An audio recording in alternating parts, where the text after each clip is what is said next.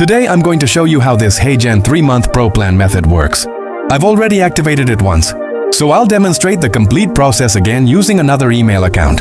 First, open your HeyGen account and go to the Upgrade Plan section. Select the monthly Pro plan and continue to the checkout page. You'll see the regular price that HeyGen charges for the plan, along with the monthly credits included. The next important step is adding a coupon code. In this method, some characters of the coupon code are changed and different. Combinations are tested until a valid code is found. When the correct code is accepted, the discount will automatically appear at checkout. After that, simply add your payment method and complete the verification process. Once the payment is completed successfully, return to your HeyGen account and check your plan details. As you can see, the Pro plan is now active on the new email account.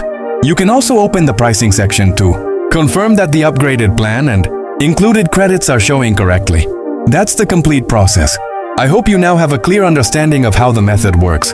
Thank you so much.